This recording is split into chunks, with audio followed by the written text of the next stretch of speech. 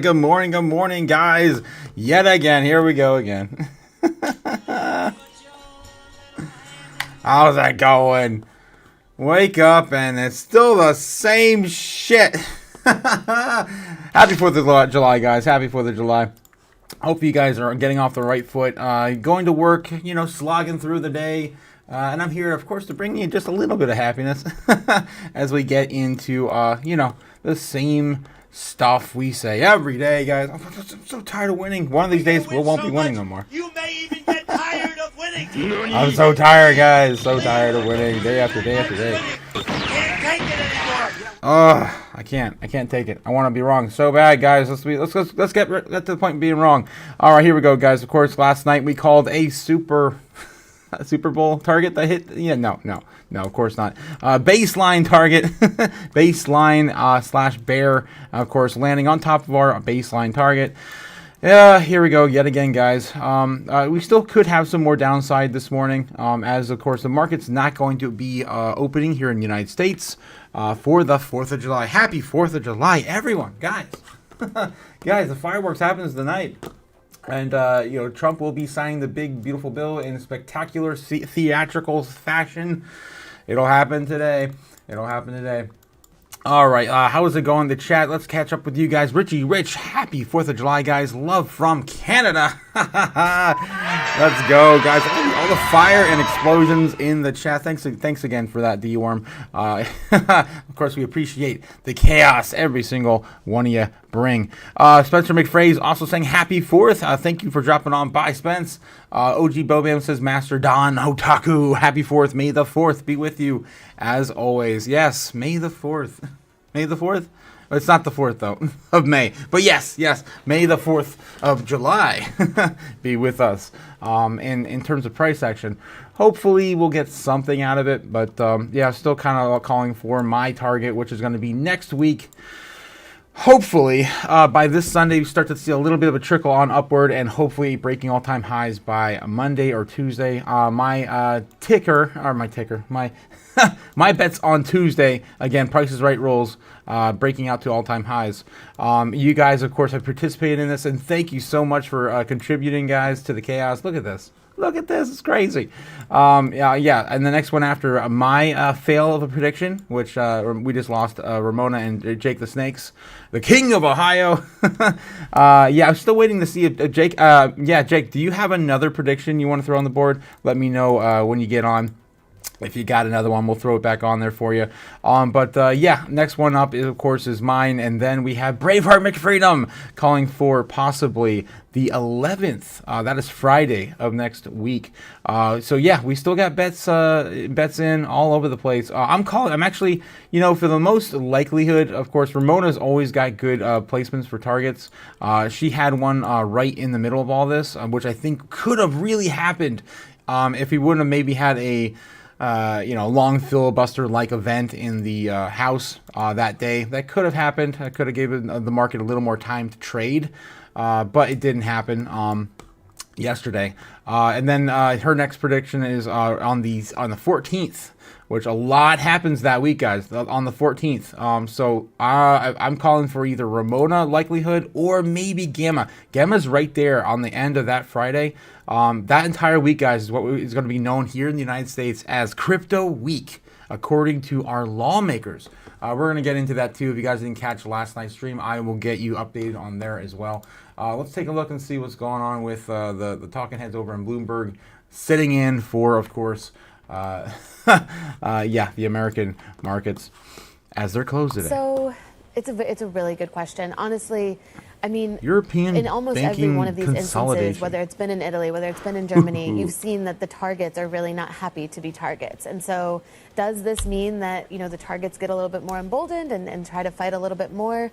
Or, if BBVA is successful in kind of keeping with its offer, does that embolden the likes of a UniCredit?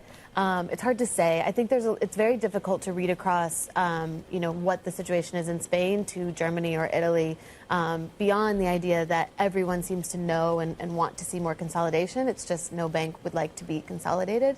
So I think the trend is still there in terms of there's still a desire and there's still a real, effort behind wanting to see these banks get bigger through M&A, but we don't have a lot of desire, or I guess we don't have a lot of candidates who desire that. Oh my gosh, guys, this seems so less impactful than the American markets.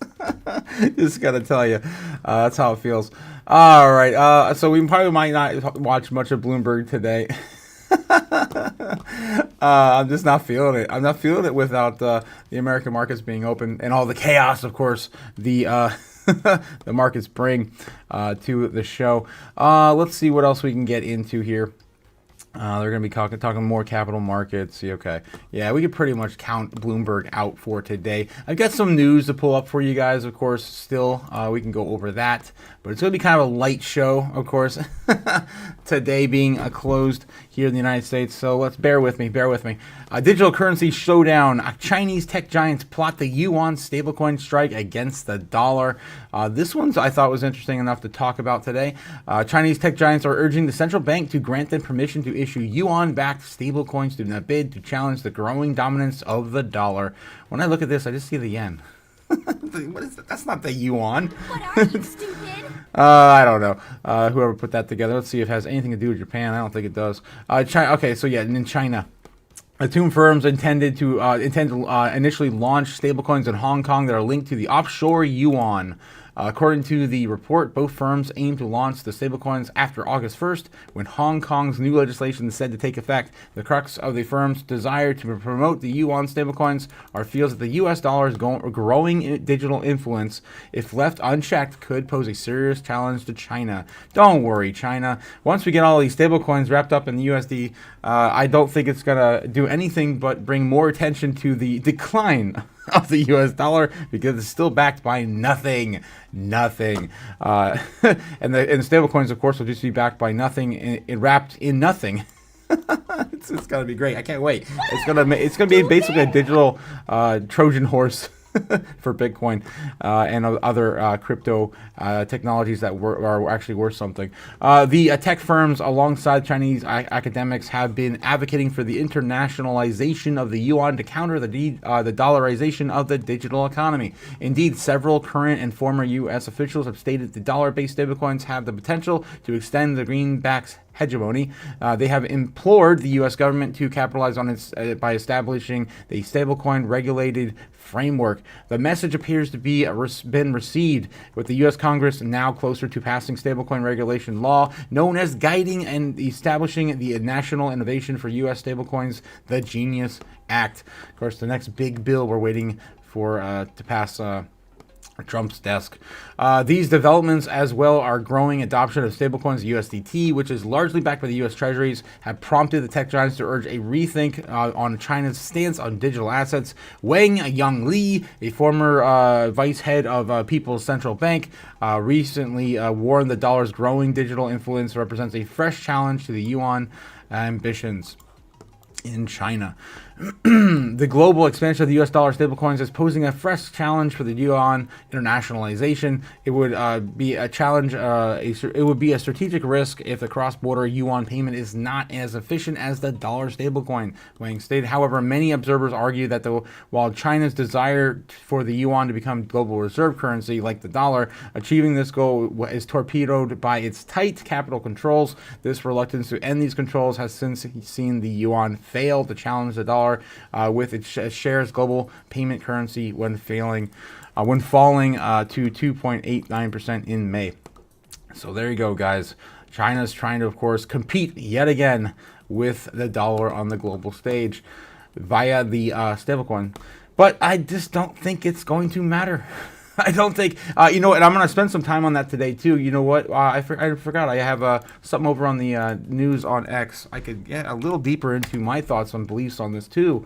I did share this on my Twitter page yesterday. Adam Livingston posted this. How Tether will kill the U.S. dollar and make Bitcoin a global reserve asset. Guys, if you didn't catch Bitcoin 2025 this year, the convention, of course, one of the panels, I forget his name. He was talking about basically how Tether was going to usher in the Trojan horse on Bitcoin. And basically, basically point to the world, show the world that the dollar will be worth a lot less, especially when we're looking at it through so many other methods of via stablecoin. I'm going to dive into a little bit of this here. This goes on for a long time, so I'm not going to read the whole damn thing, but just give you an idea of what this is all about. Let's get into it. So this is Adam Livingston. He posted this giant mega thread over on Twitter. Very, very interesting stuff. You get some time to read it. Let's dive into it. How Tether will kill the U.S. dollar and make Bitcoin the global reserve asset. And this is how he expects that to happen. What I told you the most bullish thing for Bitcoin would be is a stablecoin pegged to the U.S. dollar. This is the most important macro thread you will read all year, according to Adam Livingston. Okay, self-declaring it, of course. Tether has created stabilized crypto markets by using the dollar, but by putting the even fraction of the reserves into Bitcoin. That's right, they back pretty much. I think they have like 10% of their total net worth in Bitcoin, which is it's not a huge amount, according to based on their almost $160 billion market cap that they have on, of course, the crypto markets. 10% of their net worth is in Bitcoin, but still a huge amount. And again, hedging their placement against the dollar. while holding, of course, backing the dollar and using the investment vehicle via treasuries to buy more Bitcoin. They've been doing this now for years. I've been talking about it for years as well, and I think they started doing this in 2021. And it's been going a long way for them. At one point, I think as of last year, they had the highest yield for any company. I believe it was highest yield of any company, but it was over billions of dollars. Anyway, Tether doesn't just add new dollar demand, it displaces it. People in Lebanon, Argentina, Nigeria aren't buying treasuries. They're using Tether to escape the collapsing currencies. Tether equals dollar escape hatch, according to Adam Livingston. But here's why it gets dangerous for the dollar. Tether isn't just holding treasuries anymore. It now holds over 100,000 Bitcoin. That's over $10 billion of digital, uncensorable, self-custodiable, monetary firepower, and growing. This creates a balance sheet inversion. Treasuries depreciating, default prone, politically risky, and then Bitcoin appreciating, self-sovereign, neutral collateral. Over time, Bitcoin backs Tether more than the dollar does. And at some point, the peg doesn't break down, it breaks up, and Tether revalues. 1 USDT equals $1.20, then $2, and then maybe 100,000 sats. This would be the most used dollar. Stablecoin becomes a Bitcoin shadow bank. Let's go. Attila the Hun in the chat, how's that going, guys? Crypto JPEG also here. Man, Joy, good morning, all you guys. How's it going? Gary also here. How's it going? Overcome also here as well. My gosh, J Money, morning fam. You guys are you guys are on it. Hopefully you guys are finishing up your week. Hopefully you're off today too. I hope you guys aren't working too hard today on, of course, the national holiday. Okay, so yeah, continuing on. This guys, this is insane. I love this idea here. This triggers the Tether carry trade. Borrow USD cheap, mint USDT. Get indirect Bitcoin exposure via Tether's growing reserves of 100,000 Bitcoin plus. It's like the Eurodollar system on steroids with a viral asset inside of it. A Trojan horse. There it is. Carrying Bitcoin. Not the Greeks. Regulators notice Treasury panics. They freeze Tether's U.S. assets due to AML concerns, but instead of dying, Tether shrugs. It leans onto Bitcoin, floats the peg, and the market rewards it. Now imagine Argentina, Turkey, or Egypt. They legalize Tether to access dollars, but over time, the Tether's Bitcoin collateral outplaces their own central bank reserves. They wake up to find their economy dollarized through the vehicle accumulating Bitcoin. Oops. BRICS countries run the playbook in the reserve, use Tether as USD liquidity for trade, accumulate Bitcoin in the background, transition of the USD without firing a single monetary shot. It's not de-dollarization, it's a Bitcoin Trojanization. The recursive flywheel is now in motion. More USD is minted, more Bitcoin bought. Bitcoin goes up, Tether's reserves grow. Dollar demand rises, treasuries get addicted, treasury defaults, and then Bitcoin dominance explodes. This could happen in our lifetime, guys. It's crazy. And the U.S. Treasury, this becomes a trapped seller. Whoops. Where was I? The only way to fund deficits is to sell more bonds, which is basically already happening now because America can't go into default. No one's buying our treasury bonds, and we have to buy it ourselves, which means that we're borrowing money to basically borrow more money to pay off our debt. It's so stupid system, guys. I keep saying this over and over. It's ridiculous. Oh, jeez. It's a lethal irony. Okay, yeah, but the only entities buying the stablecoins are accumulating Bitcoin as an insurance policy. Tether doesn't need to destroy the dollar. It just needs to survive long enough for Bitcoin to overtake its treasuries in value. From that moment on, Tether is no longer a dollar proxy. It's a Bitcoin proxy wearing a fiat skin. The DLR retains its legal tender status, but it ossifies, used by governments, avoided by citizens, replaced by Bitcoin-backed instruments. Tether becomes a middleware to the Bitcoin world, or to a Bitcoin world.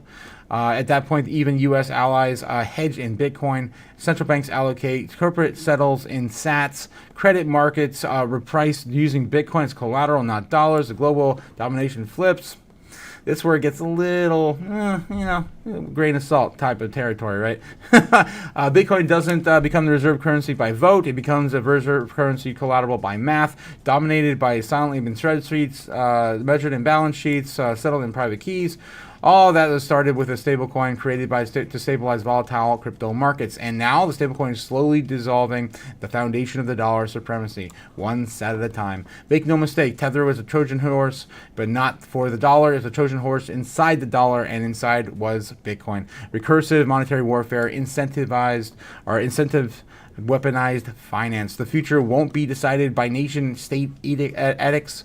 It'll be decided by balance sheet composition, incentive structures, voluntary exit ramps from the rails into self-sovereign capital. Tether is the ramp. Bitcoin is the destination. The ultimate irony is that the world adopts Tether to escape bad money. The faster Bitcoin monetizes, the faster Tether becomes Bitcoin-backed, and then the faster the dollar loses control. Bitcoin didn't need a revolution, it just needed a bridge. Tether built it, and now Bitcoin's crossing it, and one stable coin at a time, Bitcoin will win. Jesus. If you like the video version of this content, please check out his YouTube channel, Adam Livingston. This blew you away. Share it with someone else. Yeah, it was stuck in 2008, yada yada. Yeah, he also shared this speech here too. This was Safe Dean. He also he's the one I remember watching in 2025. I was mentioning this earlier.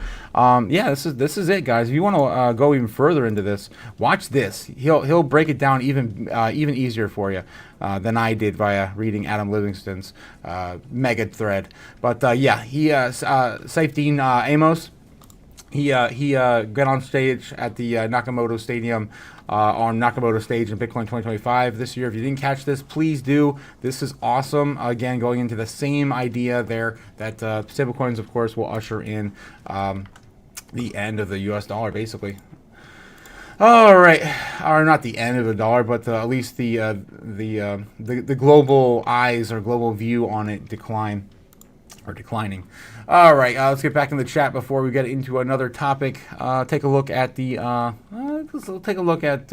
guess the overall TradFi news, what we can find anyway, and then get back into more crypto news and charts and things. D-Worm, yes, exploding. Thank you, of course, for the fire. We love it. Day morning fam. Overcome, yo. Well, yo. What's up, Overcome? Hopefully you're overcoming yet another day of intermediate price action. But we're winning, guys. We're winning every single day. Silly.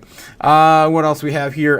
Gary, how's it going, Gary? Another day of crypto seesaw. Gotta love it. Happy 4th of July, Otaku, and thanks for all you do in the community. Thank you, guys. Thank you. Also, again, I appreciate you guys and your involvement as well, too. I can't do this without you. And obviously, look at all these great predictions we have to look forward to this month. I'm excited, guys. I'm excited to even be wrong, of course, with my prediction. And let's move this into, I'm calling for, how about this? How about Gamma? Let's go with Gamma.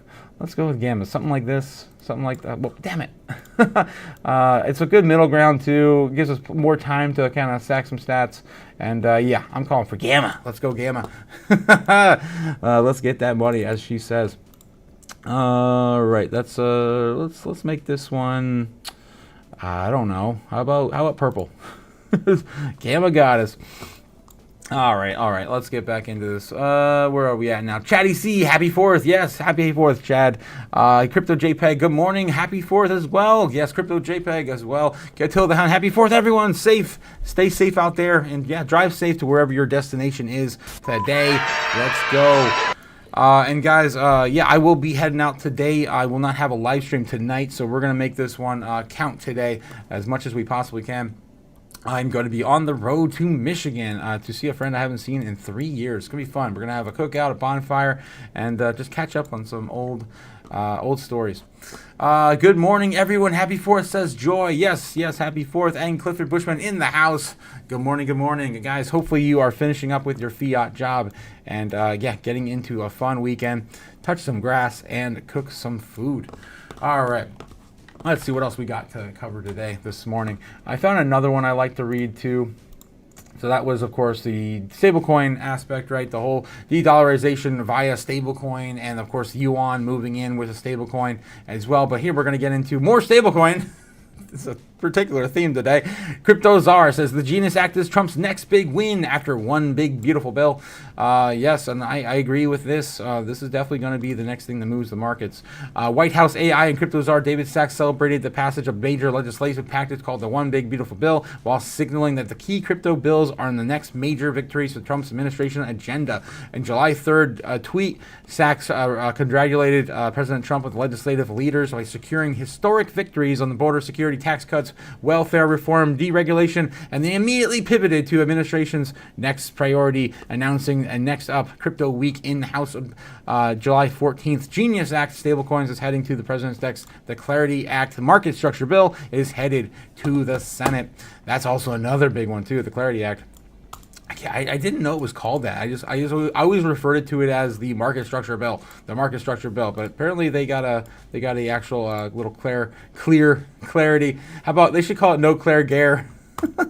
How about Clarity for Gary? The Clarity for Gary Act, for those who know, who survived the bear market. My God, what a mess Gary gave us. Congratulations to President Trump, the House of Senate leadership, and the White House staff for passing on the big beautiful bill, historic victories, and yeah, we just read all that. Basically, is the tweet from David Sachs. The Genius Act is a new rule book for stablecoins. The U.S. Senate passed the Genius Act bill on June 17th at a voting process where 68 lawmakers voted in favor for the 30-member minority. The act establishes the first federal regulatory framework for dollar-pegged stablecoin regime related to, I don't know why that's there. Signing the bill into law will empower the U.S. Treasury Department and with oversight and functions as contained in the Genius Act to open the doors for banks, fintech firms, and their retailers to operate in a regulated stablecoin environment. Next up is the Clarity Act awaits the House action. Unlike the Genius Act, the Senate has yet to pass the Clarity Act 2025 bill. However, analysts and economic stakeholders are optimistic that it would sail through legislation like the Genius Act did. The Clarity Act was introduced by the House Representatives on May 29th and advanced by the House committees on June 10th.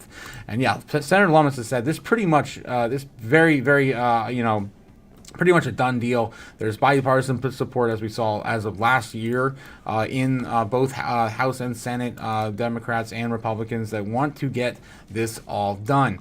All right, so the recent developments highlighted the progress made by Trump's administration to pursue its goal to digital asset sector in line with President's aim to make America the crypto capital of the world.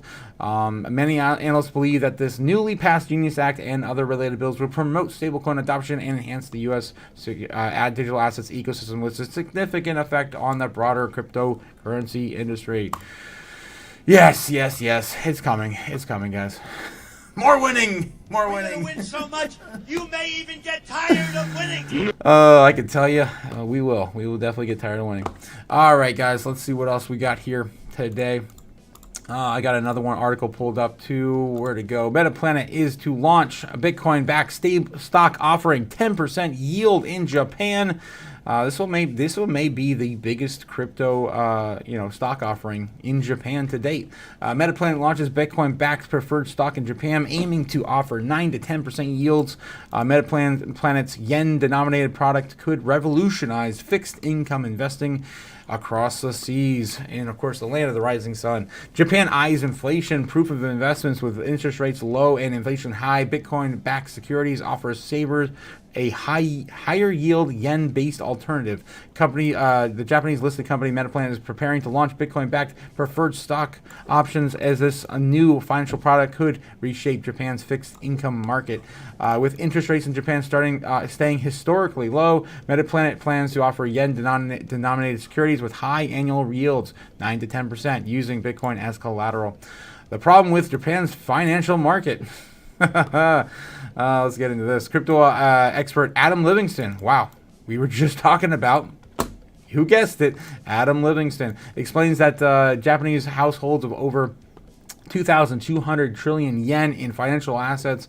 A large portion of this money is sitting in cash or deposits that earn less than 0.23% interest. So less than, of course, 0.25%. Meanwhile, Japan's annual inflation rate stands around 3.5%. In October 2024, it was 2.3%, and it peaked to 4% in January 2025 and stayed between 3.6 and 3.7 in the following months. This means that no savings are losing value in real terms. The yield in Japan's 10-year government bond is currently at 1.45%. That's in March. It is slightly higher at 1.63%. Japanese life issuers who manage 390 trillion yen are now seeking better returns to meet longer-term obligations. Livingston also notes that the regulators in Japan are encouraging the development of new financial products that offer higher returns without adding foreign currency risks. Metaplant's solution is a Bitcoin-backed preferred stock. So it aims to address the issue by launching a preferred stock to back Bitcoin. The stock will be issued in Japanese yen and yields, of course, up to 9 or 10% annually. All right. A lot of regurgitated information there. Strategic growth in Bitcoin accumulation. Metaplanet is already a major Bitcoin holder with at least 13,350 Bitcoin, valued at over 1.45 billion. Livingston says that the company can use funds raised through these preferred stocks to buy more Bitcoin as their Bitcoin holdings grow. The more value and collateral increases. This could allow Metaplanet to reduce coupon rates in future offerings and lower its capital costs. The company's long-term goal is to accumulate 210,000 Bitcoin, which would comprise approximately 1% of their total Bitcoin supply. Alrighty. Yeah, hopefully this will bring out more of the bulls in Japan to invest in other projects like Jasmine. Just saying. Let's go, Japan. And again, guys, Adam Livingston just killing it. Wow. Referenced twice today on my show. That's crazy. Who would have thunk? All right. Let's see. What else we got here? Morning all. Sharon is in the house now. How's it going, Sharon? Good morning on this 4th of July. Let's get back into the TradFi news, see what else. Maybe Bloomberg is referencing the American markets now. Still talking about the foreign markets. UK markets whipsaw this week. It's on the Bloomberg terminal right now. And pretty much going into recess. So it's been, kind of lackluster. And of course, with the market being closed today to celebrate the holiday. Let's get into TradFi news, see what's headlining, and go from there. The tax bill and you is a hot topic. I guess we could take a look at that. 5 major policies to know from the One Big Beautiful Bill Act. I can tell you one I'm excited for recreational purposes. And my ears will be happy for. Silencers are in that bill, I believe, are going to be having a big pushback in terms of taxation. Before you had to go through a whole bunch of rabbit holes to get a silencer. I have one silencer for one of my firearms. It's of course a lot of fun if you want to go to the range and shoot and not hurt your eardrums and not have to wear ear protection. What's in the big beautiful bill for American workers? Let's see. Republicans in Congress are nearing the final passage of Donald Trump's One Big Beautiful Bill. Act of tax cuts and spending policies would bring certainty to the tax policies for workers as well as additional tax relief.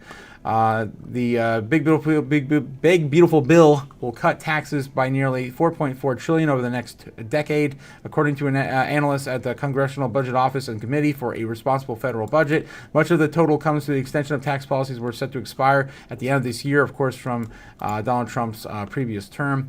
It would make the TCJA's lower tax rates permanent and would reduce federal tax revenues by $2.2 trillion, while expanded standard deduction of the majority of taxpayers utilize would be made permanent at a cost of 1.4 trillion, Jesus, in foregone tax revenue, relative to what would be received if these policies were allowed to expire. You guys have to let me know. Of course, I don't work anymore, but let me know if it does affect your paycheck in the coming weeks. So after this bill does get signed, if you do see a little bit of a bump there. One Big Beautiful Bill also includes provisions for Donald Trump's campaign's pledges for no tax on tips and overtime, as we talked to that at great length already as well. Qualified tips. Overtime, and this is more seen as a write-off, a tax write-off too, or again, kind of like a stimulus at the end of every year. These provisions will be both effective through 2028, so those will not be permanent. It sounds like, at least until the next president gets in office. Income deduction would lower tax revenues by $32 billion. Overtime provision reducing revenues by $90 billion over the next decade. What other big takeaways we have here? Distribution analysis, Joint Committee of Taxation, cut federal taxes for low and middle income and workers. That's the Senate version. Why are we talking about the Senate's version? Okay, because that's what came back, and that's the differences we have now. JCT's and analysts found that the workers earning less than $15,000 would see their federal tax burden decline in 2027 tax year under the One Big Beautiful Bill Act, reducing revenues by about $700 million, given the already low tax burden on such workers. Workers with incomes that fall 15,000 to 30,000 range. It's hard to find someone making 15,000 anymore. I mean, the dollar has depreciated so much that you have to pay people more, and it doesn't really feel like more. It looks like more, but it's not. And anyway, so low income Americans are more than likely making more closer to 40,000 range. Which was kind of outlined there, I think. Range would see 27.1% decrease in their federal tax budget, while those in the 30,000 to 400,000 range, 40,000 would see a 9.5% cut. Experts warn Senate tax bill accelerates Medicare and Social Security insolvency dates. Okay. I really don't want to get into all that. Oh my gosh. God. So yeah, I mean, in general, I guess Americans are still going to be taxed less overall. They could be taxed even more, or even more less. How about zero? That'd be great. Especially when the robots are coming, guys, and of course, this new economy is being built for them, not you. Let's see. 5 major policies to know from the One Big Beautiful Bill Act. Let's take a look at this here too as well. Federal income taxes, as we just covered. Expensing capital and factory investments. Big headlines for this bill. Small business deduction. Retiree tax relief. And tips and overtime. Those are the big 5 that they're pointing to. I still think the silencer is a big one. At least for me personally. I just want to go out and shoot and not hurt my eardrums, especially outside. Or indoors is brutal, especially when you're ricocheting shells off the wall. Okay, let's see what else we got here. Survey identifies 5 big cities and 5 words for the 4th of July celebrations. Come on. That's such a normie article there. Let's see. Investing Legend says Trump bill will cause painful economic disruption. Billionaire backs candidate to defeat socialist Mamdani. That's of course happening in New York. Full-time workers. I got out as soon as that state started to rear its ugly head and look socialist or communist. It's kind of weird what's going on over there with that. But again, I think the policies he's pushing are going to be seen around the entire country or the globe when the AI and robots do take over. Because, yeah, they're going to want to keep people at home as much as possible and pay them to do so. Full-time workers increasing Tums to side hustle for financial stability. What? Tum to side? Like Tums, the company Tums? I don't know what they're referring to there. Amazon has shut down streaming app, moving content to Prime Video platform. Interesting. Karen Reed faces financial uncertainty in lawsuit. Chick-fil-A, a boat delivery service, makes waves to popular boating destination. What in the world is going on with Chick-fil-A? They're crazy. Treasury to unveil new sanctions as Iran hits chosen extremism. Man, we got pretty much very little to talk about in terms of markets today, guys. Japanese firms. Body sharing tech could transform how we work at home. Exactly what I've been talking about. Let's freaking go. Let's get into this article. I love this one. This one, of course, I've been talking about this for a while, especially doing the jobs we don't want to do to risk our lives. We need body doubles via robots. It's coming. It's coming. And this article is going to get into that. The robot revolution. We even have a video. Let's go. Jeez. I'm too excited on this. Maybe we don't have a video. Damn it! Why would you put a play button on thumbnail? Screw you. It's got to be a video, right? Yeah, there we go. Just wouldn't load. All right, what you're seeing right there is quite possibly the very robot that's going to be delivering your future lunch or dinner. I'm Crypto Cyber Guy. Follow me at cyberguy.com. See why so many people get my newsletter for free. All right, think about this. There are over 31 million of us using Uber Eats app every month in the US, according to that company. Well, that's a massive network, and it's getting a serious tech upgrade. Uber Eats is rolling out these AV ride autonomous robots in cities like Jersey City, Austin, and in Dallas. They're packed with a sophisticated sensor suite. We're talking LiDAR, cameras, GPS, creating a 360-degree view of the world.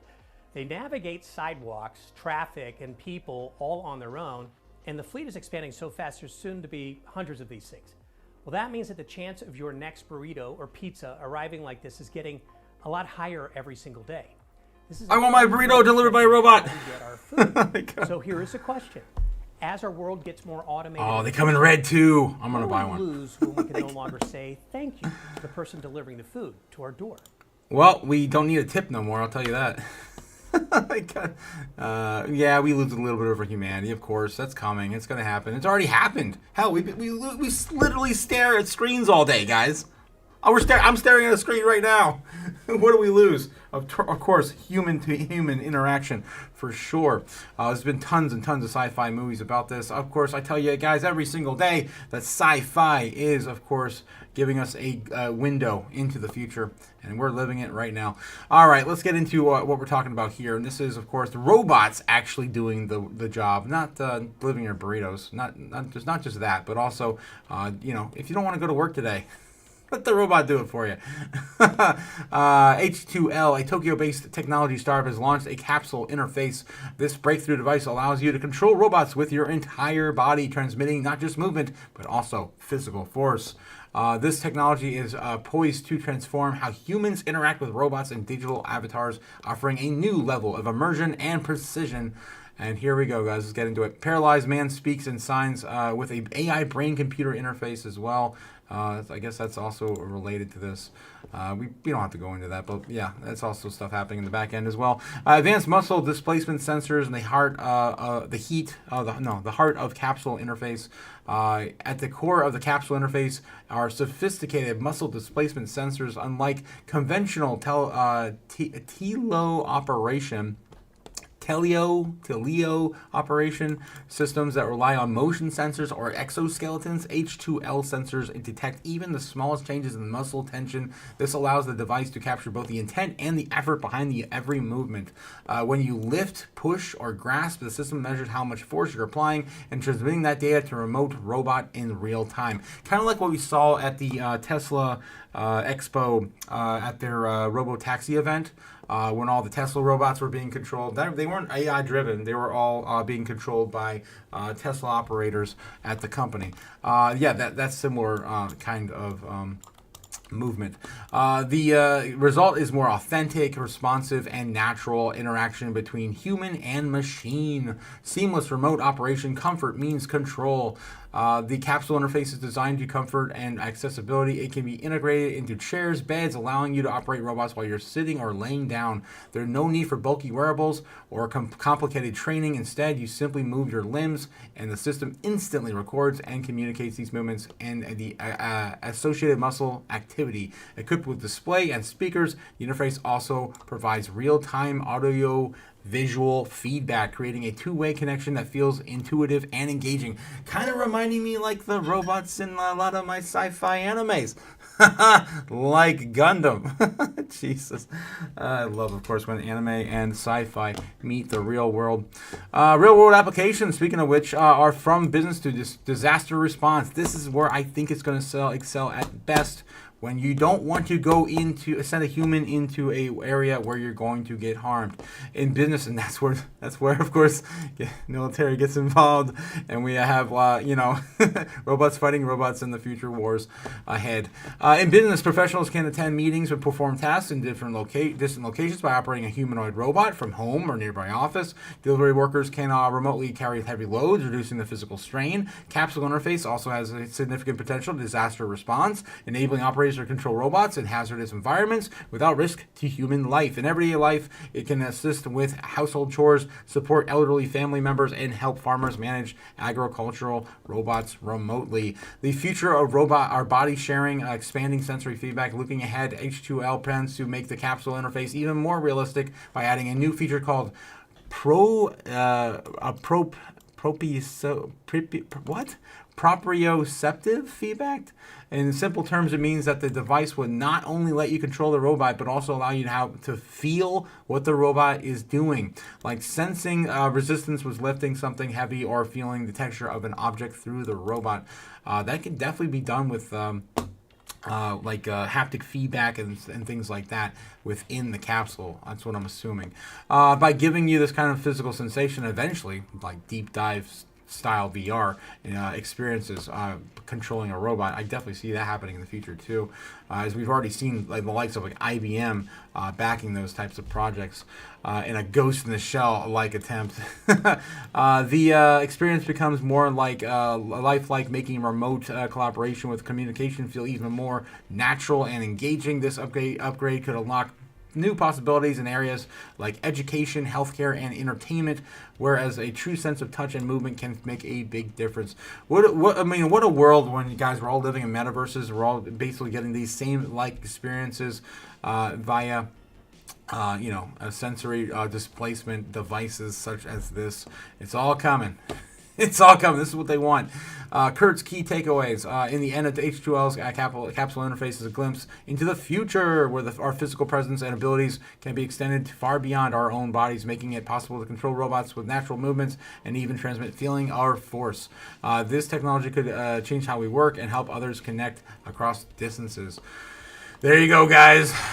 And I might as well do it as I normally do, guys. Of course, reminding you, the dystopian future is here. It's 2025. And of course, guys, if you're sleeping under a rock and ignoring things like I just showed you, it's all coming soon. Don't forget, guys, your job is on the chopping block. People, of course, like Strawberry Dragons in the chat are going to be replaced. If you are, of course, a factory worker, a customer service representative, a driver, a telemarketer, a entry clerk, a factory. Yeah, I already said factory worker. A lawyer, an accountant, pretty much any desk job is going to be replaced right out the gate. And of course, don't forget yours truly. Of course, your friends, your loved ones, especially your romantic ones in the bedroom, are going to have replacements made as well. Doing all those positions you do not want to do, or they do not want to do anymore.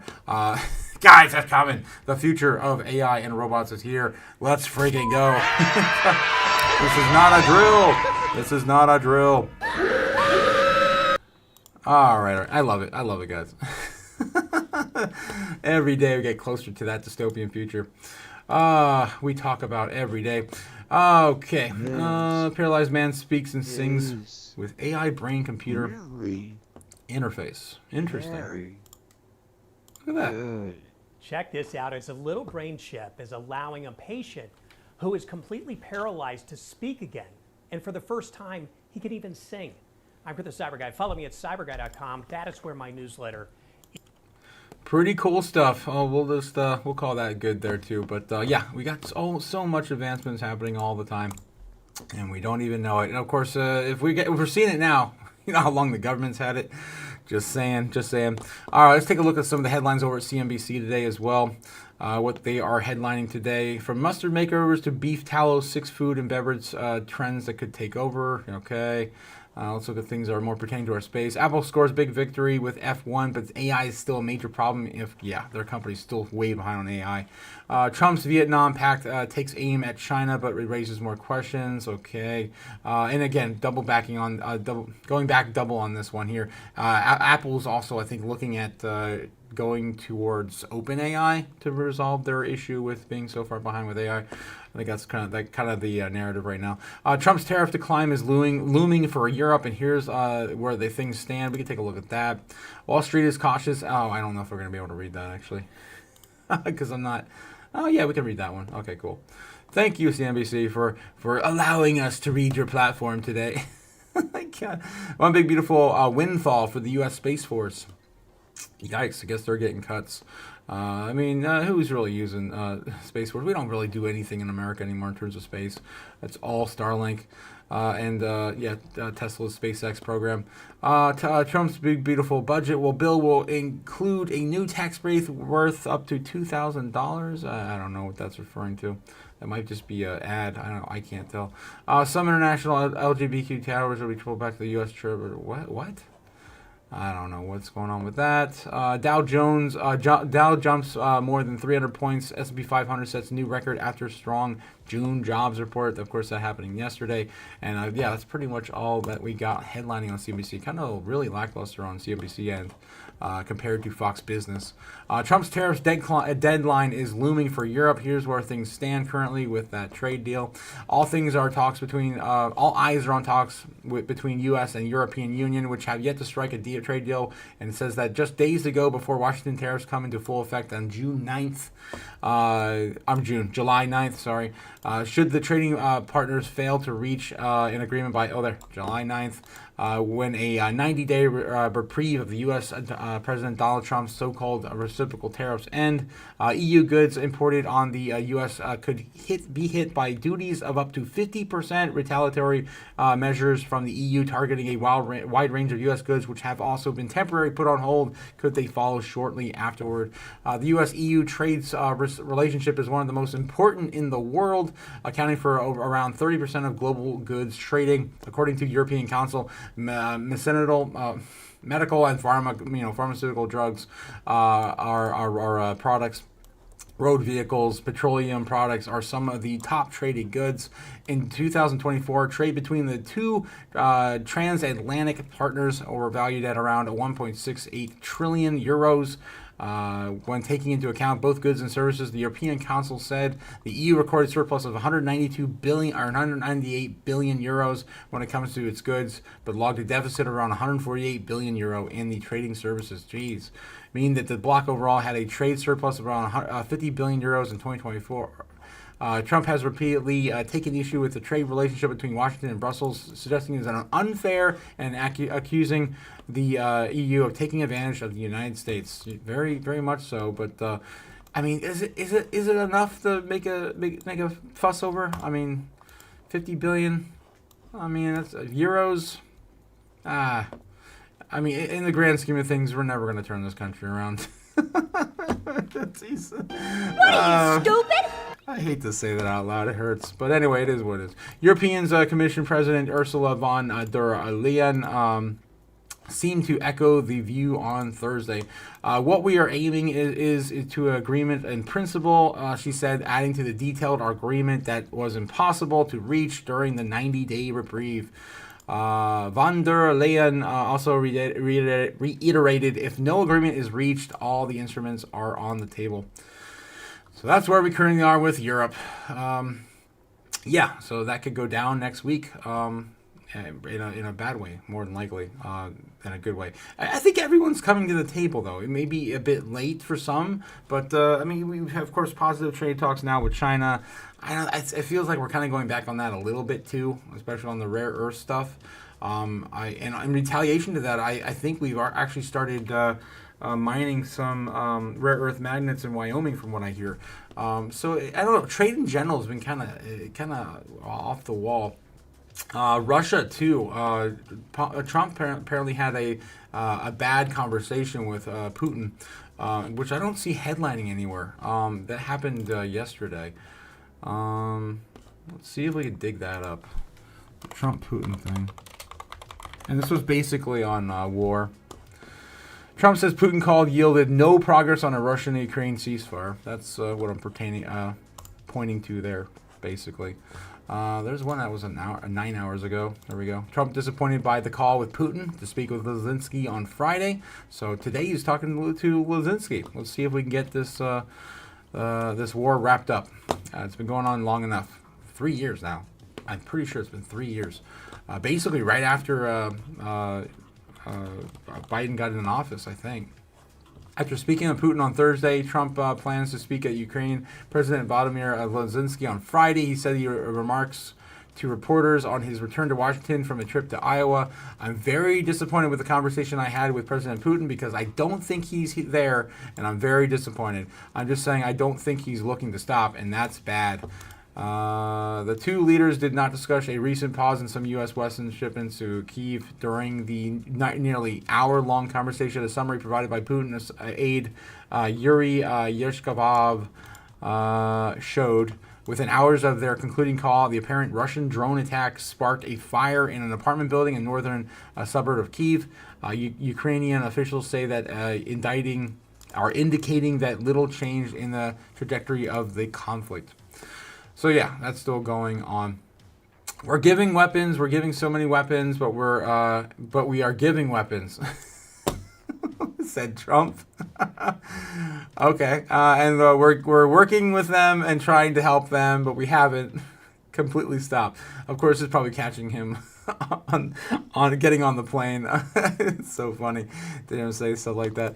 Biden emptied out the whole country, giving them weapons, and now we have to make sure that we have enough for ourselves. I agree with this, actually. I mentioned that we read an article about that, I think yesterday or the day before, talking about basically we've kind of exhausted some of our munitions here in the States, giving them to both Kyiv, Ukraine and Israel.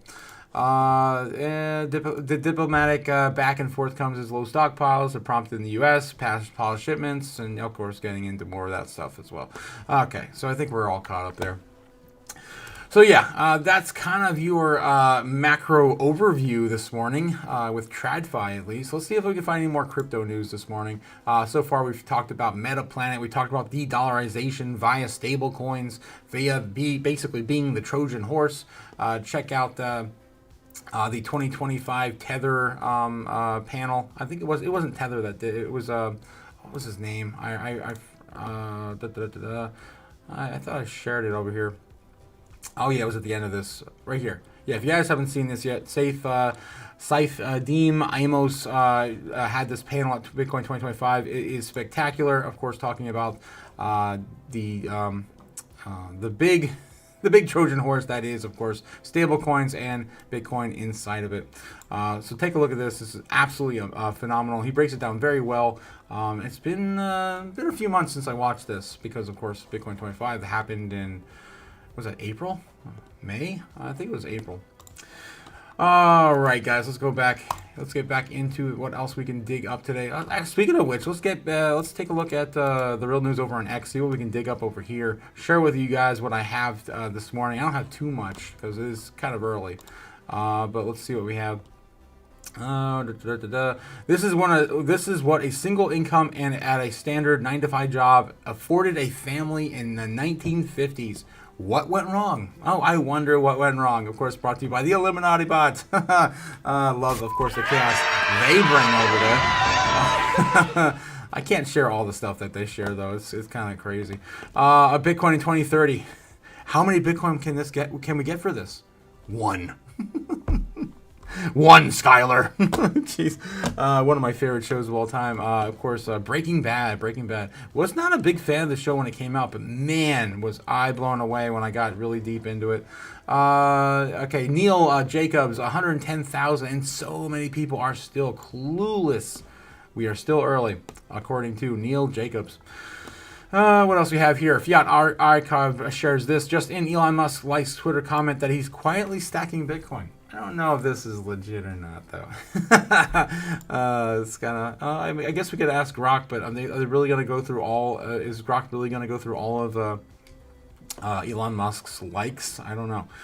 Samson Mouse saying, if you think Bitcoin is expensive at 0.1 million, you're not gonna make it. I think that's what NGMI means, right? Not going to make it? Yeah, you're not going to make it. What do you think of Satoshi has moved on to? Of course, one of the last things he ever said was, I've moved on to other things. Bitcoin is in good hands.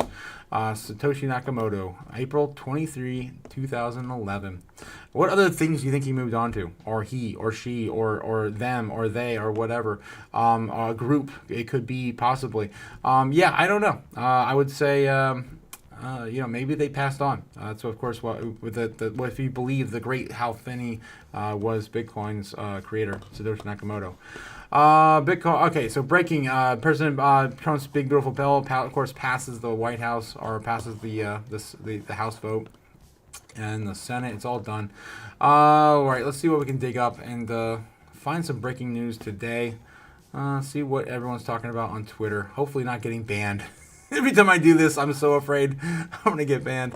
Taxation, of course, is theft. 100% agree with the Bitcoin therapist there. Wall Street Mave, we're 1776, pay a 3% tax on tea and paper. Screw that, revolution! And now pay 40% of your income. Sure, I guess that's fine. Yeah, what a world we live in, guys. And they say that we need to have, these peaceful protests are peaceful, and the things are happening, and the things that we're fighting for, it's nowhere near what they were fighting for back in the day for true freedom.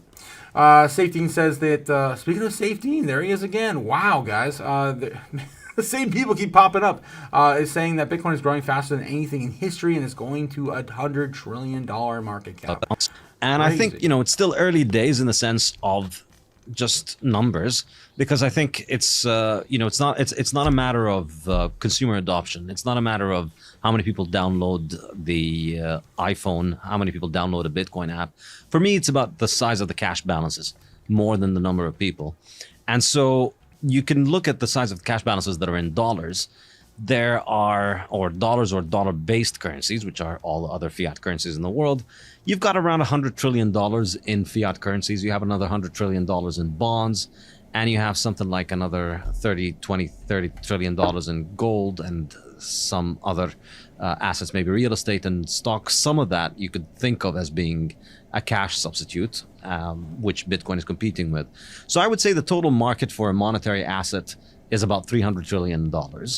Bitcoin's already at 2 trillion, which is, impressive, because in 15 years going from 0 to 2 trillion is the fastest that we've ever seen. We've never had an asset, anything grow this fast. So it is quite impressive, but still got a long way to go. And I would say you could say that Bitcoin is the monetary standard of the world when it is the largest of these assets, probably around something in the range of 100 trillion or so. So still a while away. But with Bitcoin, you never really know how long it could take, That could be another few months, because we've seen these crazy pumps in Bitcoin. But most likely it's not going to be a few months. Most likely it's going to be several years. And that's fine. I think it's a process that needs time. People need to accumulate cash balances. People need to become more familiar with how to use Bitcoin. And I think over time, it's just inevitable, because the people who accumulate Bitcoin will witness the value of their cash balances increase, whereas the people who don't accumulate Bitcoin will witness their cash balances decrease in value. That's what I've been saying forever. 100% agree with him. The dollar, anyone tracking the dollars over time has, of course, figured it out. It's figured out the jig is up. This is Safe Team Amos. So he's the guy that I was just referencing, actually. Sharon asked in the chat, hey Dagger, good morning, hey Dagger, happy 4th to you as well. I still can't wait to get this studio done, guys. I want to get back to 3D printing and get some shades for my for my Godzilla to match Daggers. I gotta do that. All right. Anyway, safety. So Sharon, you just asked about that's the person I was referencing. He spoke at Bitcoin 2025, and what I was referring to earlier was, of course, his panel discussion where he discussed the basically the all eyes on stablecoins as the depreciation of the dollar goes to full effect, and everyone that's following those assets will notice, of course, a bigger rise in Bitcoin and other crypto assets in general. But anyway, that's the same person here. It looks like he was interviewed by Anthony Pompliano here recently, based on the background represented behind him. So that's pretty cool there. It's crazy that today, two people, what was it, Andy Livingston and Adam Livingston and Safety, both popping up multiple times about stablecoins in my news. That's insane. Did not plan that to happen, but it did happen. I'm going to reshare that one. All right, don't trust the mainstream media ever. Long live Bitcoin. Of course, the mainstream media has predicted the death of Bitcoin for a long time. There it is. Price action. Year after year. Bitcoin. And also, you guys, if you want to have some fun too with that, there is a website dedicated to this whole thing as well. I think it's called Bitcoin is Dead. I think it's called that. Bitcoin is dead. Database of notable times that Bitcoin has been dead. Bitbo. Yeah. So this is the #1 database of notable Bitcoin skeptics who announced that Bitcoin was dead, and it's been declared dead now. That's not the one I want. I think it's this one. Bitcoin obituaries. Yes, Bitcoin obituaries. Here we go. 99 Bitcoins here, and Bitcoin has now officially died 477 times. And you guys that are here today are the champions that live through all of this nonsense and FUD. If you're here today, you're winning. Duh, winning. We're gonna win so much. Oh man, yeah. So what was the last time Bitcoin was announced dead? December of no, that was the first time Bitcoin was announced dead. The last time Bitcoin was announced dead was April of 2024. So it hasn't even ever come up this year at all. But yeah, April 2024, Bitcoin headed to the end game. Says a response on Twitter. Says Alexander Reed on Twitter. I'm calling the Bitcoin top. It topped in October of 2021 at peak and money printing, and now it's over. Bitcoin is dead. Oh man, it's so silly. It's just a silly thing to say about, of course, the most scarce and valuable asset we've ever created. Okay, and most secure too, guys. It's not only about the coin. Yeah, we can make tons of Bitcoin. We've made tons of different forks of Bitcoin or copies of Bitcoin. It's open source code. It's the network, the strength of the network. You cannot replicate. That's of course the big takeaway there. Okay, yes. Sharon says what I want to understand is the tradables. I want to understand the stablecoin Trojan horse more. Okay, so is the implication for us the stablecoin companies are not as good investments as the raw crypto? I feel obsessed with the Wall Street companies laying the works. Bitminer this week was a crazy one. Bitcoin aside, of course. Yes. Again, you could take a Maximus narrative and say, okay, it's only Bitcoin in the future. It's going to be the most worthwhile thing that we use in terms of monetary terms, or you can take crypto overall, and we're just gonna. But either way, if you want to go that mindset or the other, the narrative is that basically stablecoins are going to be so much a forefront use of the dollar that your everything's still going to be backed by nothing. It's still backed by whether or not the central bank wants to print more money this week. It's still. I mean, it doesn't change, and it's only going to delay. And even Trump has said this in the last interview he had. We covered it. I don't know if he meant to say it, but he did say it along the lines. Let me see if I can find that quote. I know I shared it a few days ago when he was asked. The press asked him about his family ties. I clipped it on one of his speeches. Let me see if I can just search it on my history. Family. I'm pretty sure I put in Trump family. Family. Because he was asked about his family's involvement. It was a few days ago. Man, it's hard to find stuff on Twitter. Oh God, how far back am I going now? Maybe I'll just search for Trump. It's not like there's a ton of things I post about Trump, right? I can't. I hope not. This was July of 2024. Oh man, come on, really? Latest. Okay, here we go. Trump Elon clash. This is June. What the hell? Yeah, it might be harder to find than I thought. Family. I'm just gonna go in there and just find it myself. I'm pretty sure it was Monday, or it might have been last Friday or last Thursday. It wasn't too long ago. And I posted it. I clipped it. Speaking of which, I might still have that clip because I had to save it on my computer. Yeah, I might still have just the clip, the raw clip. Check my downloads where I usually save stuff. Yep, here it is. Democrats have said that they are not going to support crypto bills in Congress only because of you and your family's personal crypto ventures. And these votes are in some cases needed to pass. Are you open to the idea of pulling away from your personal crypto ventures just for the next few years if that helps get these crypto bills passed? Maybe this wasn't it. Because this was just about his family's involvement. No, he did say that it was going to take pressure off the dollar in this one, didn't he? The industry's big in a way. Anybody else as a group.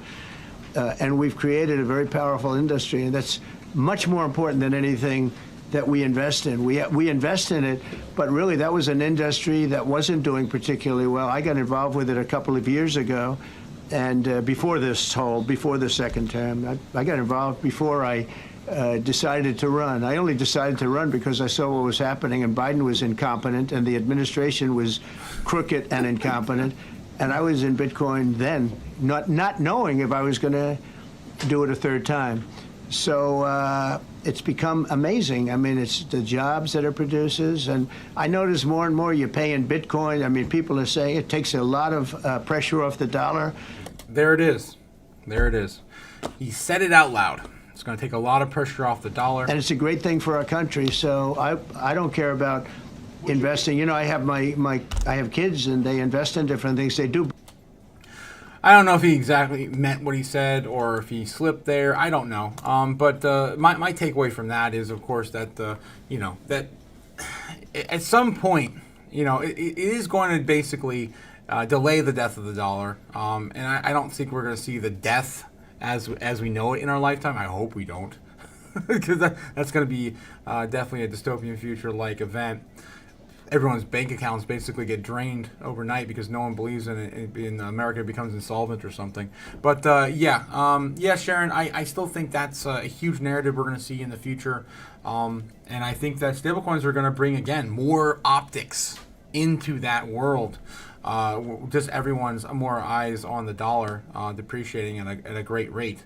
When you're everyone's saving in stablecoins and everyone's tracking the depreciation of the dollar and the purchasing power, it's going to become wild. I think wild. All right, let's see what else we can find. It's almost 10:30 now. I got to get on the road soon, but I just want to spend some more time with you guys. I love hanging out with you guys. The Fed will start the money printers in Q3 and Q4 of this year, and trillions will flow into the crypto market, says Ash Crypto. Just survive a few more months, and I promise you, our patience will be highly rewarded. Let's go, Ash. Let's go. Of course, one of my favorite people over to follow over on X. And the Fed says go time. Yes. Let's go. I'd buy that for $1. Just print it away. Even Jerome Powell knows, guys. Even U.S. he federal knows. government's on an unsustainable fiscal path, and that just means that the debt is growing faster than the economy. We're effectively borrowing over future generations. Yes, we know Powell. I actually played that clip on top of him saying it live at the last ECB, the European Banking Conference. It's one of his favorite things to say, and I can predict when he's about ready to roll that off his tongue. He's so predictable now. Breaking: BlackRock is now making 187 million annually on Bitcoin ETF fees, more than it's on its S&P offerings. Bitcoin, of course, taking over Wall Street. It's insane. Oh yeah, President Trump says Fred Jerome Powell should resign immediately. That was yesterday.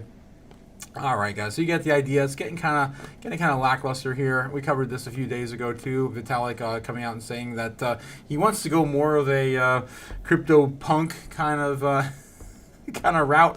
I don't believe him personally. Just saying that we need to be free, and if your users aren't free, you're not building something for free, and then I don't know. There's nothing free about Ethereum, man. It's still one of the most expensive platforms to work on, play around on. All right, let's see what else we got here before we head out today. Let me double check the headlines, make sure nothing else new is breaking. 2. Simon Garovich, of course, CEO of MetaPlanet, says the exact moment when Bitcoin adoption becomes unstoppable, how Bitcoin treasury companies become black holes of capital, and why is this company going to hit 600,000 per coin premium it deserves. He has a interview out now with what's his name? Is it Anthony Yang? Right? No. I forget who that one is. There's so many great, investor correspondent news analysts out there now. Cardano founder announced that he's planning to buy 100 million Bitcoin for the treasury. I think they've been talking about that for a while. Is he finally going to pull the trigger? I guess. So yeah, everyone of course has to have a Bitcoin treasury. Even Charles Hoskinson. No one is I guess exempt from that rule. What a wild day! Someone hodled 40K Bitcoin, all-time the high, all the way from 30,000 to 4.4 billion, and finally moved and sold it now. Wow, what a legend! Okay, crazy traders, guys. Michael Burry, S&P 500 is now up 54% since Michael Burry told us to sell. Jeez. Yeah, again, don't listen to all the traders out there, guys. What was it? Oh yeah, Gareth Soloway was on. If you guys watch Paul Barron, Gareth Soloway was on Paul Barron's channel saying that Bitcoin wasn't going to get past 113,000 this month, and I'm like, what the? Are you crazy? What the hell? Stupid? Yeah, thank you, Oscar. You take the words right out of my mouth. Yeah, stop me from saying something stupid. Anyway, Bitcoin historian says pioneer Hal Finney discussing the potential of zero-knowledge crypto 27 years ago. He was way ahead of his time. A legend. And possibly, of course, our great founder, Satoshi. Oh, okay. Oh, yeah, we watched that a while ago. Of course, the aliens discussing the U.S. debt. So funny. All right, guys, I think that might be it. That might be all we have. Little Bubble made a song about Sam Bankman-Fried. No one knew how much risk was in that system, repackaged and re-leveraged again and again and again and again. Little Bubble, shout out to him. Of course, putting out another banger of an EDM track.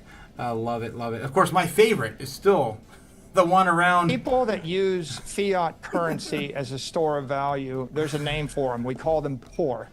We call them what? We call them poor. That's one of my favorites. Look it up if you guys don't know what I'm talking about. One of my favorite songs out there. Play it in my car all the time when I'm driving around all the normies. Oh God, guys, I love you guys. I'll stick with GameStop, says Sharon. I mean, you got some Bitcoin proxy exposure there as well. We're getting to that point now, guys. That's the whole point I'm trying to make. Is Bitcoin's gobbling up everything. It just got into the SP 500 via Michael Saylor's platform, strategy. Now, of course, one of the top 500 appreciated assets in the world via the SP 500. There is now exposure for anyone holding S&P 500 to Bitcoin via proxy. Yeah, Andy also saying, hey, good morning, good afternoon to you over across the pond as well. Otaku, can you start everything again? I was working. What? No! No! I can't do the whole show over again. I got to get on the road. I love you, Andy. You're funny. Jesus. Give Minnie a kiss from me, man. Have a great trip, Otaku, and thank you, says Sharon. Thank you, guys. Have a great day, everyone, says Go Time. Yeah, I hope you guys have a rest of your day. I hope it's going well. Get out. Hopefully you're not working. Get out there, touch some grass, cook some food, and I'll probably be putting out a short tonight at a bonfire. We'll see. But anyway, again, safe travels, everyone. I will see you guys all on Monday, and that might be the day, guys. That might be the day. We're breaking out to all-time highs. If we do actually start this move that I am predicting, hopefully, I don't have a ton of, conviction on this playing out. I really would love to see Gamma Goddesses. This is my path to Gamma Goddesses target. I would love to see this. This would be explosive and give me plenty more time to finish the studio. Being a selfish bastard now. It could happen as soon as this weekend. Sundays could start trickling upward. Again, foreign markets will start opening, and then we have, of course, the America out the backs of that.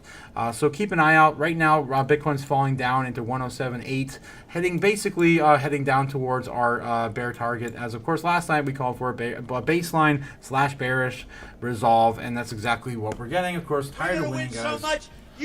You get the idea. Again, before I leave, just giving you guys a quick recap of where we are. And yeah, still looking at possibly a return up to this. I haven't changed this trajectory since the end of June. I think June 26th is when I put this this idea out there. Still hasn't been totally invalidated quite yet. And again, we have the bill passed. It gets signed today. We have a proper crypto regulation about to explode. That is why I put this trajectory in here. Now I'm right on there, agreeing with a possible Ramona or a Gamma Goddess prediction to come out into the front. Let me know, guys, if you have any more to add to our community level predictions. I love that we're all betting against each other in this great game of chaos we're playing on here. And again, guys, I love every single one of you. Thanks again for participating, hanging out with me every single day. I can't ask for more better crypto friends. Yeah, we don't have ones in real life. That's why we make them online. So anyway, guys, have a good day. Enjoy the festivities. And yeah, happy 4th of July. Guys, we made it. We made it. Just another day. I'll see ya. Crypto Otaku signing out. Later. And I gotta find the freaking button so I can get on the road. Fly me to the moon. Let me trade among stars. Let me see what freedom's like without money and gold bars. In other words, hold my king. Oh! In other words, let's make history. Oh! Fill my world with more songs and let me huddle forever more and more and more and more and more. I long for Hollywood chomping at doors. In other words, I choose you. In other words, I love you.